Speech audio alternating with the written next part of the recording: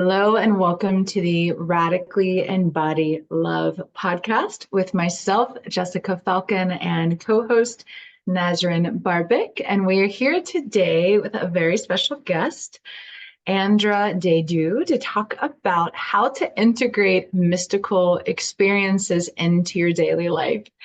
Andra is a transpersonal therapist and also works with the wild woman archetype. And we're excited to have her share her wisdom with you about what it means, when we have these powerful spiritual experiences, when we go to a retreat, when we have a powerful download, when you're doing shamanic work.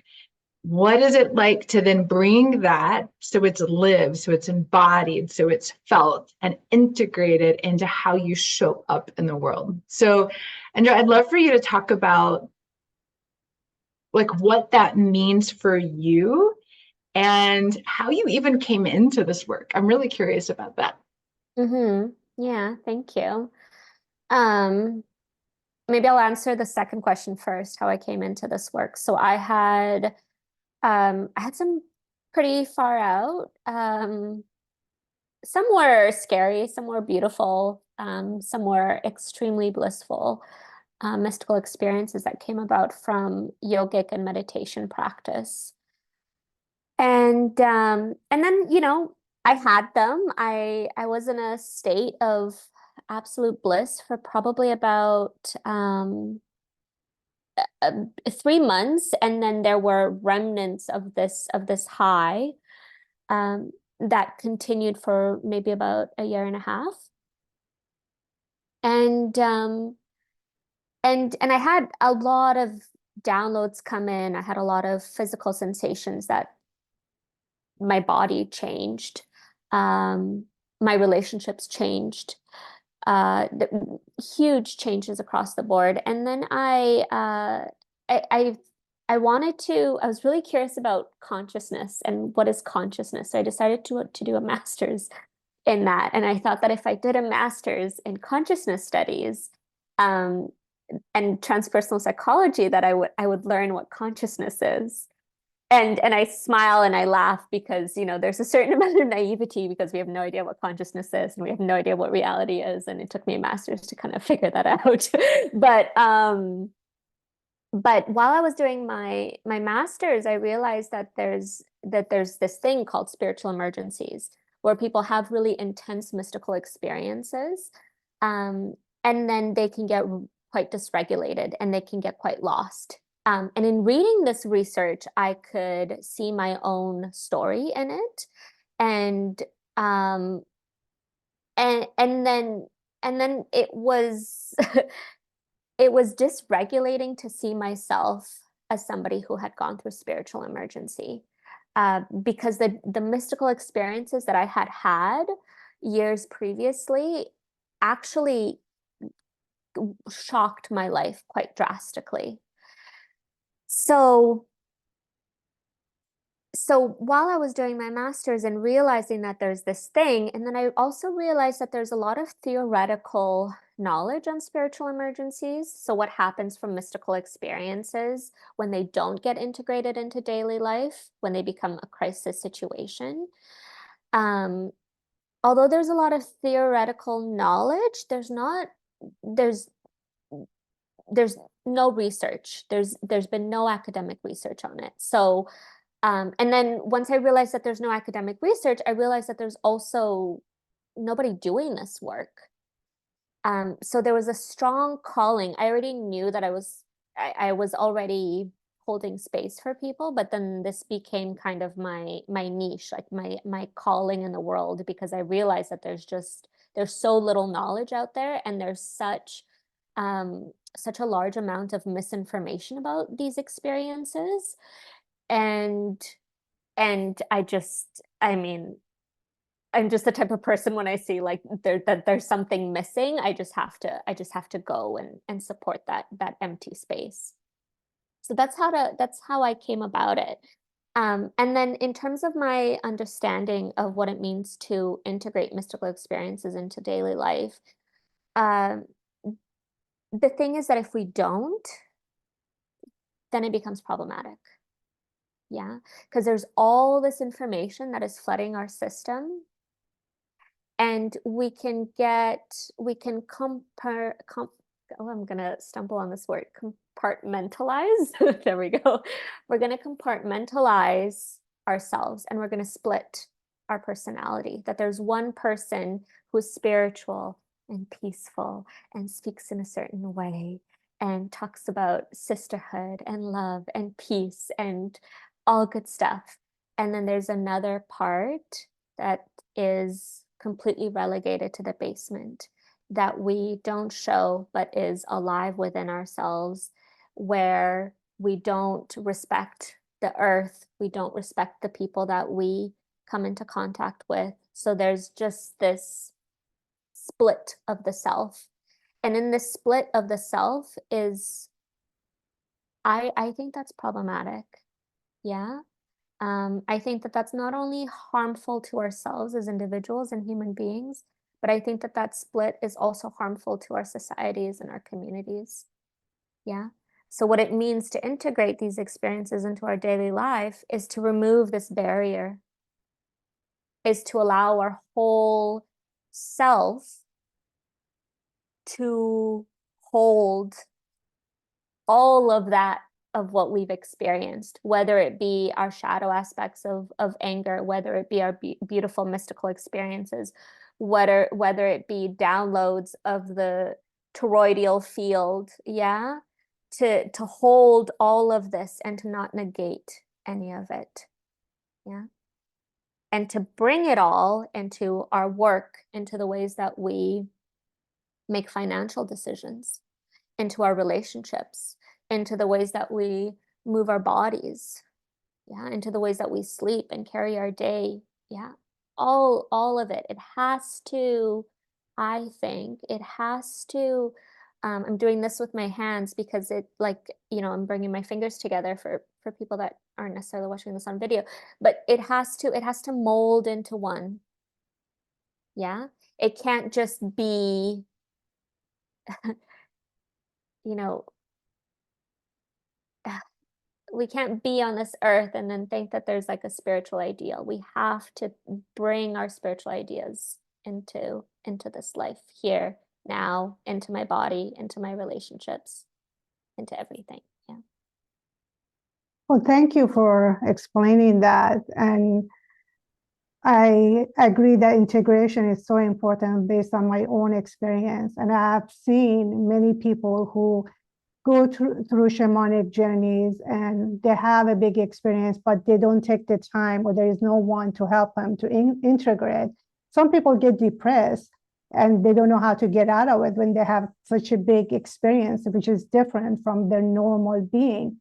And the other aspect, that they don't feel like they can share it with everybody, right? Because the view of others of what is this, and the woo-woo conversation and all that people don't feel comfortable to easily to share with their loved one what they have gone through. So they're holding in. And then there is this too, as you said, energetic split, that you go back and forth between your experience and in a way experiencing sometimes who you truly are and what that means for you to live in this lifetime with now this reality that we are in. And a lot of time they don't match. And then it creates that problem in a way that as you mentioned, it's like we split. This disorder creates in us, and so it's important really to integrate. But what are the methods that you use to help people to integrate? Is it like embodiment practices? Is it yeah? Sometimes, yeah, sometimes it's embodiment practices. My belief, and obviously I'm a therapist. Yeah. So I know that I'm slightly biased in my opinion. But I think a lot of people have issues integrating their mystical experiences because there's also unresolved trauma that's leading their system. Yeah. So, so in terms of practices or processes, yes, there's embodiment. Yes, there's tapping into those sensations and those experiences that are in the body to gradually cultivate those sensations. Yeah, so that they become a little bit more known to the system. They become more habitual as opposed to a one-off. But also doing trauma work, like looking at, your story, like what beliefs do you have about spirituality, about religion? What happened to you as a child? What happened to your ancestors? What does your society say about mystical experiences? Because all of this systemically, it's going to feed into the individual and their capacity to integrate their mystical experiences, right? What I see a lot in the North America, Europe, is people have mystical experiences, but they come from a very either like religious background or very scientific background. So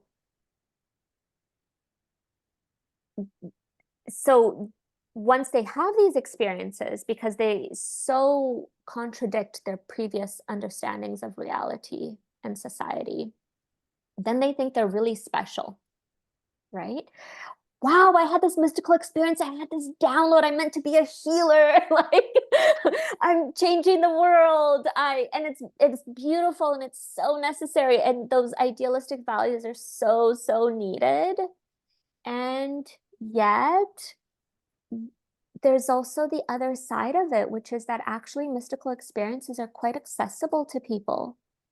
So to calm them down, right? Like, because the ego wants to take these experiences and wrap itself around and say, see, I am special. I meant to do this and that and etc. Right? And yes, we are special, but so am I, and so is everybody else around us, right?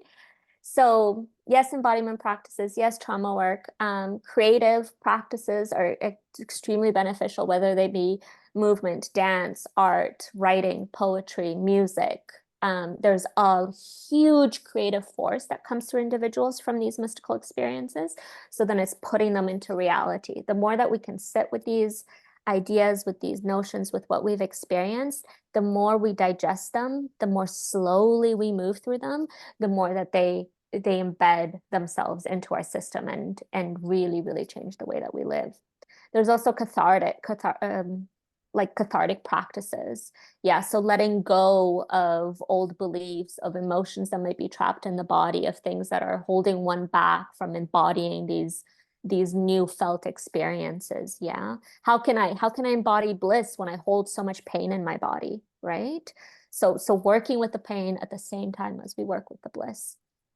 Otherwise, there's things that I don't necessarily do. So I'll refer out for people to get body work done, for people to, get a better connection to nature around them. That's extremely beneficial. To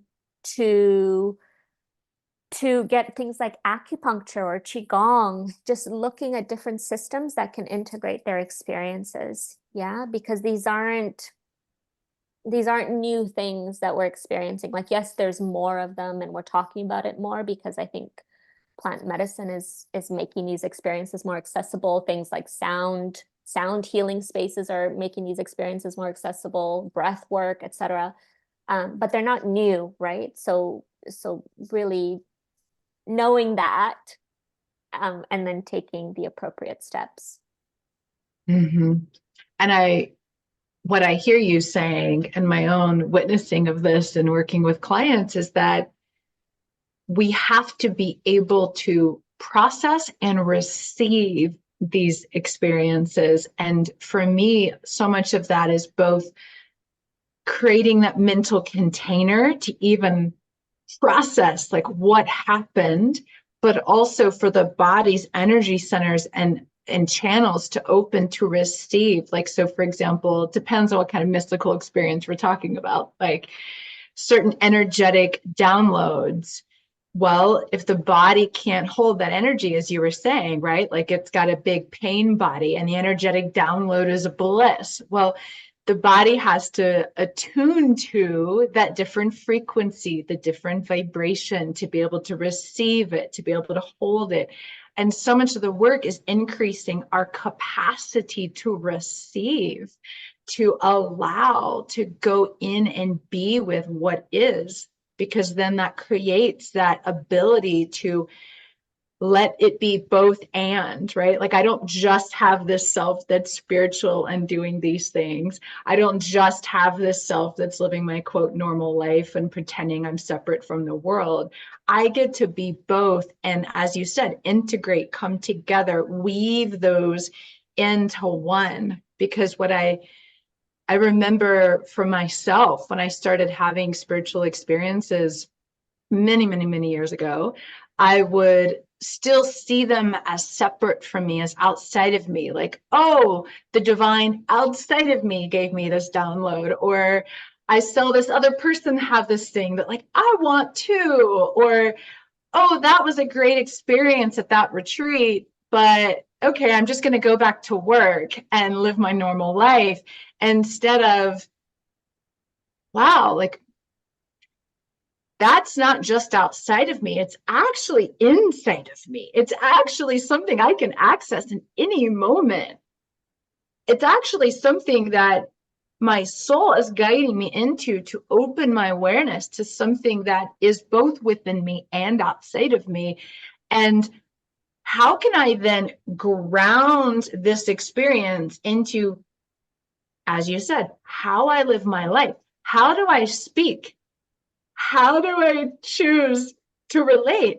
How do I choose? What do I choose to eat? Especially food and frequency, right? Increases our capacity to receive higher energies and vibrations. How much water am I drinking?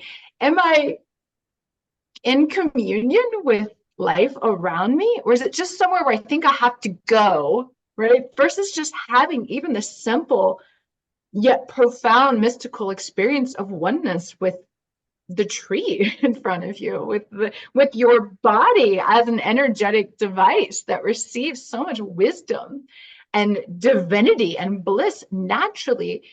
But then we have these traumas, energetic blockages, stagnation, unresolved emotions that then prohibit that movement of that energy inside of us. And it's almost like we go into the stagnation and create more flow. And then we go into the stagnation and we create more flow. That's so much of what I've experienced in my own body and see happen in clients. And so I'm curious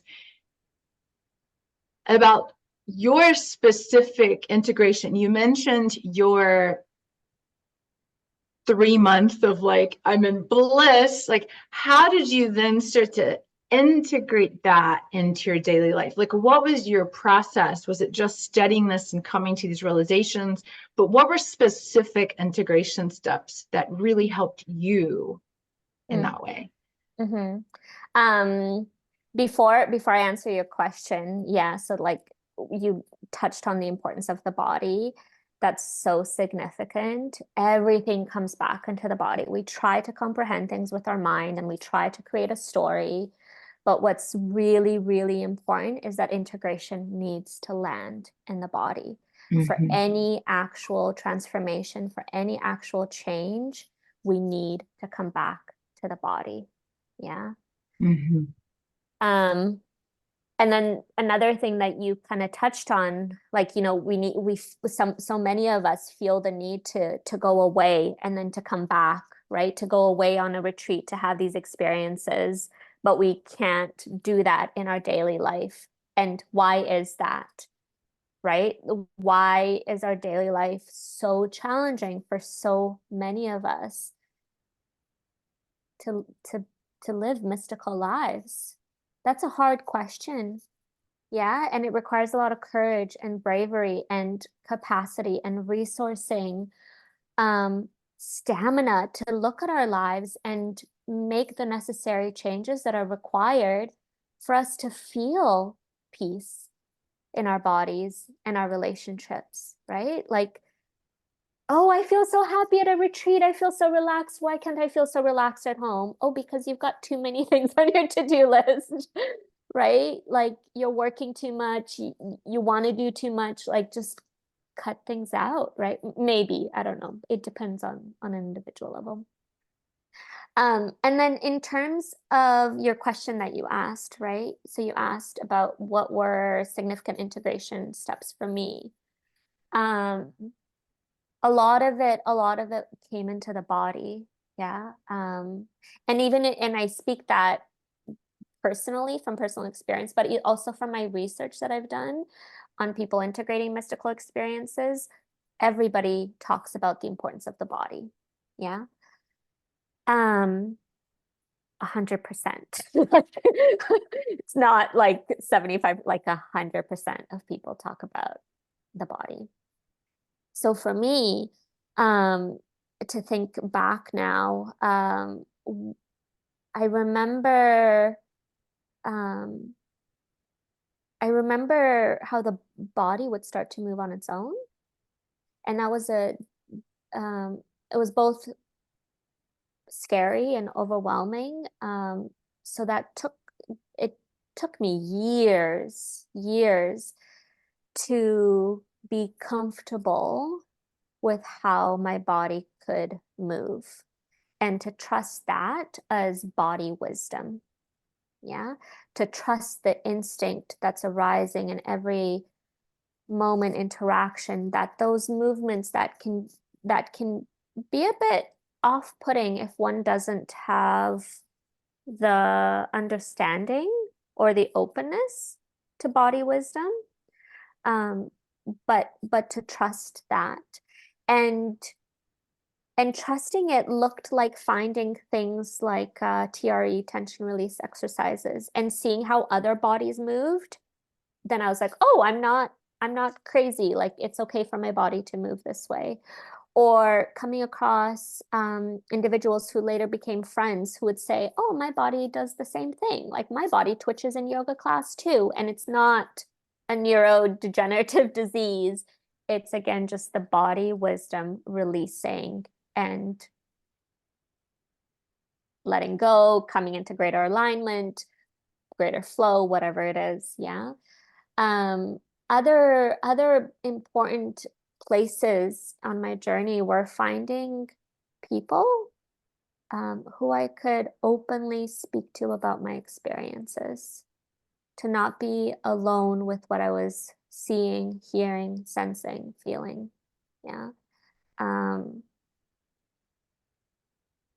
I mean, I was brought up in a Catholic Orthodox family. So to then have, experiences of sensing energy in my body and feeling the movement of that, I couldn't speak to my parents about that. Now I can like have conversations with my mom about it. But because I've had other conversations with other people who I could connect with and relate with and find safety with. Yeah, finding safety with people who are of like-minded, who can hold these experiences and not look at one as being crazy, as being schizophrenic or psychotic, or having the label of, oh, you have entities in your body. No. No. Like all of this is me and you, and it's just here. How can we be curious and find safety in these experiences? They're normal human experiences. Those are two things. Thank you, Andra, for sharing what you went through and the client and the research they're doing. I find it very helpful to know that I'm like, oh yeah, so the tuition in my body might not be abnormal. It's like, because we don't know, right? And we can assume. And the other thing you mentioned, the importance of community of like-minded, so important that we're not alone in this. And more people are going through these experiences than before, I feel. And I will be curious to hear about your research. So it's important for us to know that we are not alone. As you said, we're not as special. A lot of people are having this experience and they might not talk about it, but more and more they feel open to, because they hear other people talking about it. So it's important to feel safe and be able to share it. So you're doing your dissertation on this big subject, the research about the spiritual mystical experiences. And I'm curious if how the scientific community are they embracing this, or and if you have any way of explaining this mystical experiences as a scientific language that they could understand, or even can it be done? Yeah. So I'm in the field of transpersonal psychology, right? Like I'm a transpersonal therapist, and transpersonal psychology is called like the fourth wave of psychology. It's sort of the psychology that's really, really growing and expanding right now. And this field of psychology really values mystical and spiritual experiences. I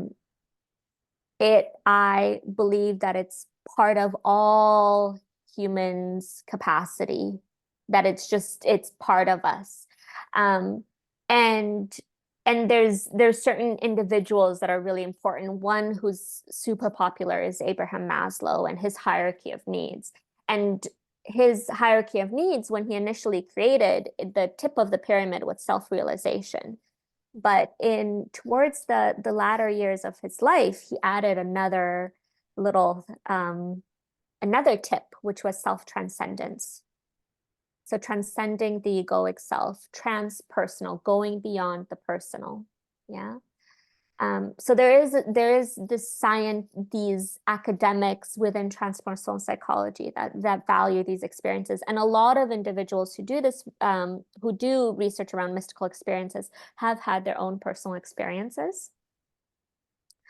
So they're driven by that, just like me, right? Like I've had my own experiences, so I see the value of them. So, and then when I see that society doesn't see that value, I want to challenge and push and talk about it, right? So a lot of other researchers are in the same way. And then in terms of how, science views these experiences, there tends to be two buckets, yeah? So there tends to be the physicalists, and the physicalists believe that this material body is all there is, and that my consciousness is just neurons firing together and memories are just embedded in cells, and I am not an energy body. I am just here as I am. Once I die, and that's it. There's no cosmic intelligence. There's nothing out there. And then there's this other group of people which is growing and really frowning upon this initial group, because they're going, wait a second, but quantum physics and consciousness research and remote viewing experiences from the 70s, and look at all this research that's been done. Why aren't we looking at this? There clearly is something more here. Yeah. And what it is, we don't know, right? Because when I think about, okay, so I'm going to try to study reality and what mystical experiences are, sure, I know that my state of consciousness is changing. So I go into an altered state of consciousness when I'm meditating, when I'm doing a sound journey, whatever. But how do I study myself in that state of consciousness when consciousness is in itself primary, right? Like, how do I know what red looks like to you, because I can only see what red looks like to me? So we keep getting blocked in the way because we're trying to look at something that we have to experience and then we're using our own experiences to understand it. So we're just getting into this loop of things. Yeah. But there's a lot of different beautiful thought thinkers that have created various maps for us, right? So like there's the work of Carl Jung, who says that when people enter into mystical states, into altered states of consciousness, they're tapping into the collective unconscious, where there's archetypes like the wild woman or the great mother or etc. Then there's other people like Rupert Sheldrake, who talk about the field.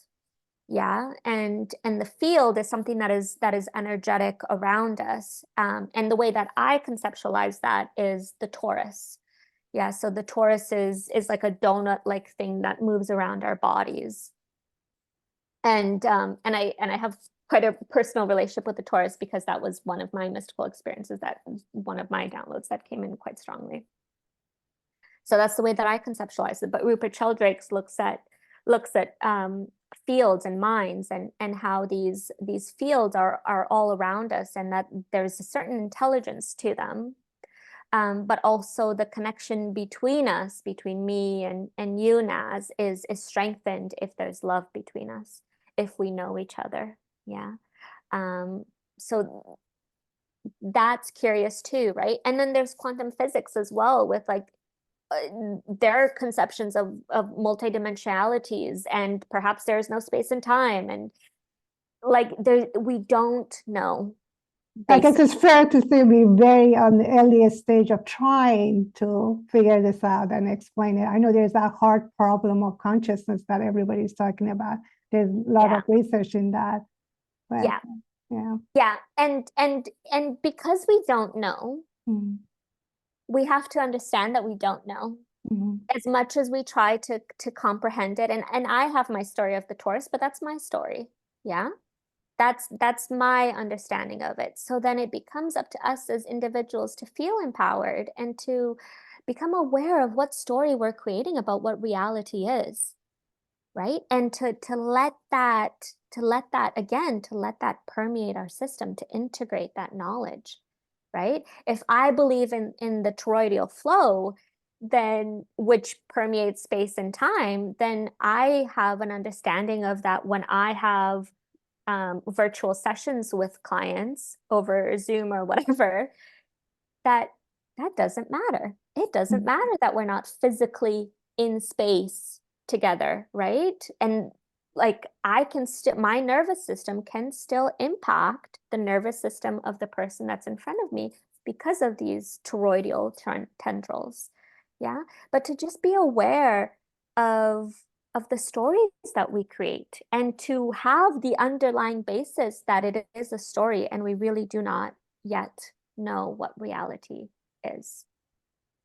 And I think that right there is why the body is so important, because our mind cannot make sense of the great mystery of all that is, of the divine within all things. Like we can create theories around, okay, well, this is how a woman gets pregnant and has a baby. Why does life begin in the first? We can never get to the root of like the deeper mystery behind it all. And that's why, as you were saying, even like we have to allow the body to move. Okay, it's very similar of letting the mind step back. Letting the mind, we have our consciousness, right?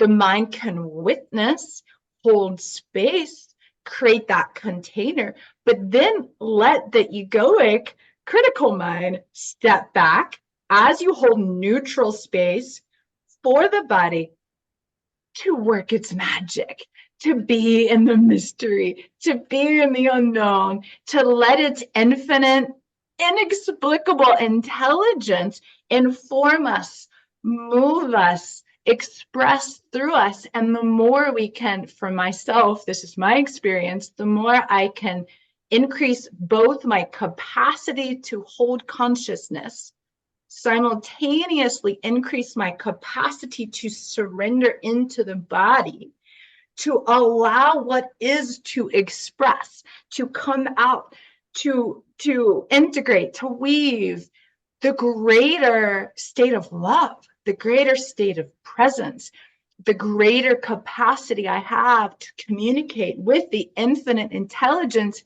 that resides within me, that resides within all things. For me, we're talking about sacred geometry, the toroidal field, also the flower of life, right? Which is actually in some ways contained within, or the toroidal field is contained within the flower of life, of that, the flower of life as a sacred geometry symbol.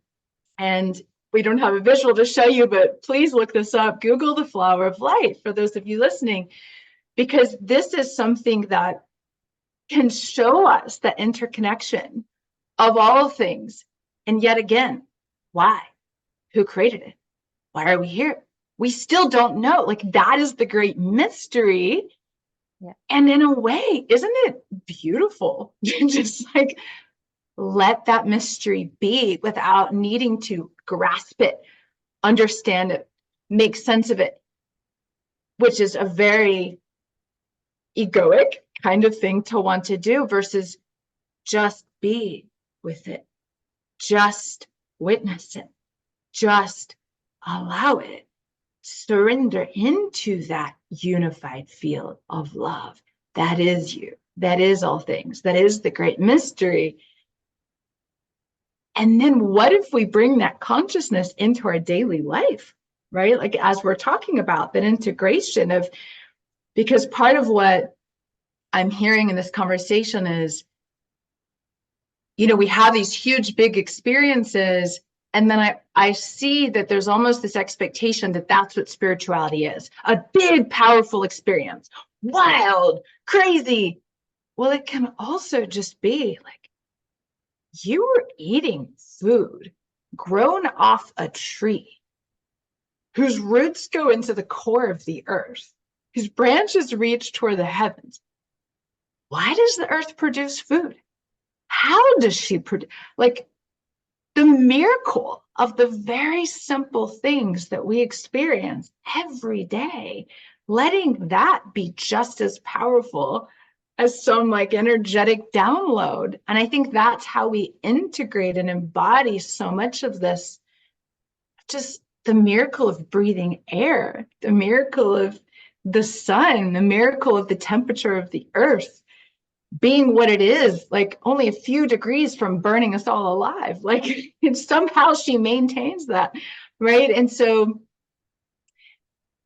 that integration, in some ways, what I'm hearing is also, in my own experience, is also just letting it be how we live our mystical lives, letting it be opening to the mystery, opening to the magic, opening to the miracles all around us, and just having our eyes wide open in that way.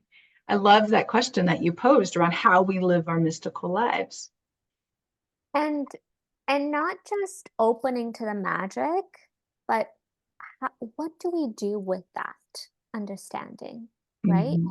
Do we still lose ourselves in our anger? Do we still lack compassion for people that are hurting? Yeah. Like to really, if we think that there's a unified field of love, then what does it look like to do this work in the world? And to embody it. To embody it, not just to embody it on a retreat, but to have that sense day-to-day life and interactions with as many people as we possibly can, and to not feel shame or guilty when we misstep. We're human beings and we're not perfect, and we're going to make mistakes, and that's totally okay. Yeah, but then to come back to it, to come back to why am I here? What are my values? Right? And to really live life from that place, and to look at everything, not just food, but also economics, our relationship with money, right? If we're infinitely connected, and if there's a wisdom to it, what is my relationship with money? What does that mean? How do I relate to it? How do I use it? Yeah, like all of these things, and it takes time, right? Integration isn't something that you see a therapist for 6 months and then, oh, I've integrated my experiences, I'm set.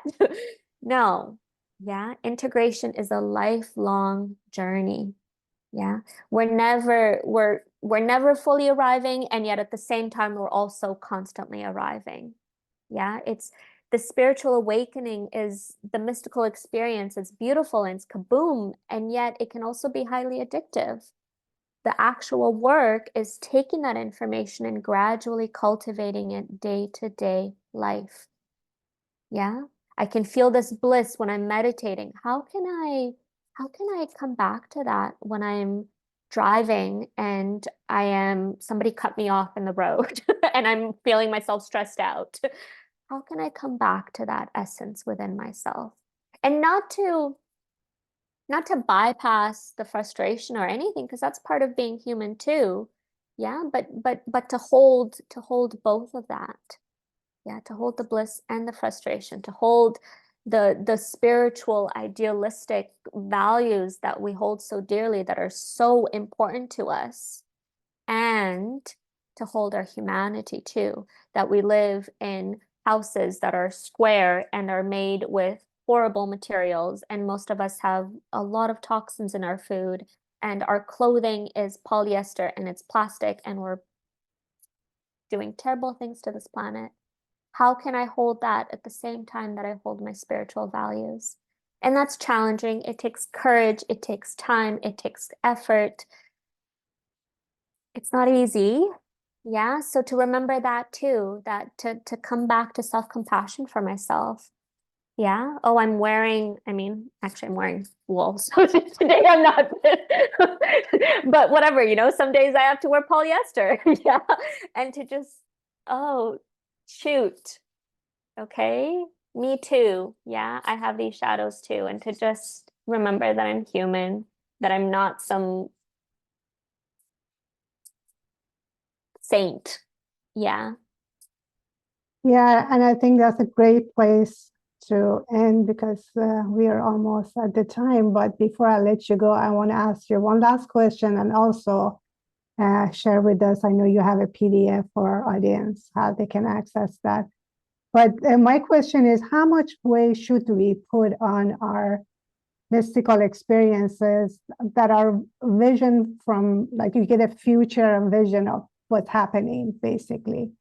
And, should we let it go? Should we actually try to make sense of it or believe it? It's like, what's your take on that? I think it's up to us as individuals. Mm-hmm. I'm not here to tell anybody that they should do anything. Mm-hmm. Yeah, there's all these different pathways that we can take, and whatever we choose is perfectly fine. There's nothing wrong with it. We're all gonna arrive somewhere. Yeah. How much importance we give to these experiences is up to us. It's really, really up to us. We get to decide, right? We have self-agency around the stories that we create and the importance that we create. My personal opinion is to give credence to these experiences, even things about the future, right? Like, if they're positive, then taking that information and, okay, sitting with it. Like, what actions can I take day to day to make that future a reality? Yeah. If it's something really negative and scary, looking at that too. What if that does become my reality? Yeah. How do I relate to that? How do I feel about that? Do I want to change that? Am I okay with it? Can I do anything about it? Yeah. But really, just, do I want to do anything with this? We don't need to. We can go on retreats and have beautiful mystical experiences and have that be it and come back to our daily life. Yeah. Who am I to say that there's anything wrong with that? Sure, my opinion is that that's some serious spiritual bypassing, but I'm not here to pathologize that. Yeah, there's beauty in a release in a retreat setting. Yeah, to have mystical experiences, to have blissful experiences. They are an escape from our mundane, painful lives. That's okay. That's much better than getting lost in alcohol and doing really dangerous things. That's a much healthier escape. Yes, it's addictive. Yes, it's a coping mechanism. It's better than other options. Yeah. Thank you. And you want to say something about the PDF and how the audience can access that? Sure. Yeah. There will be a link to a PDF on how to integrate and embody spiritual experiences. And it covers a lot of what I said already, but it also gives some sort of grounded steps just for people to take, to do, to hopefully take in whatever ways feel good and right to them. And to just remember that there's no shaming here if you are using your meditation practice to escape from your suffering, out of your daily life. Yeah, that's okay. Yeah. And then it's just, okay, so now, so if you do know that you're doing that, what do you want to do about it? Yeah. But the PDF just has some basic foundational things, some places and names for further research. There's also an invitation to check in with me if you want to meet me and get to know me better. But Is that the yeah. same PDF on your website? So we can just share your website and that's how they Yes. can access. Okay, great. Thank you. Yes. Yeah. It's on my website, and then I have a separate link that goes directly to it as well if people don't want to get lost in a website. Yeah. Sounds great. We'll put all those information underneath of this show. Thank you. Yeah, and if you'll just say your website name out loud for our listeners, just in case. Yeah, this is probably my fault. I probably should have picked an easier website, but it's my full name. So it's andradediu.com. Okay, beautiful. So we will put all the links below, and it's been such a pleasure to have you. And it's an important conversation to have about how we really take our spirituality and embody it into our daily lives and start to do the work of that. So it's been a pleasure to hear your research, your expertise, and feel free to follow her on social media. We'll put your social media links below as well. Reach out, grab the PDF. We thank you all for being here. Leave us your comments, questions for future episodes. Let us know your biggest takeaway from this, and we'll see you all next time.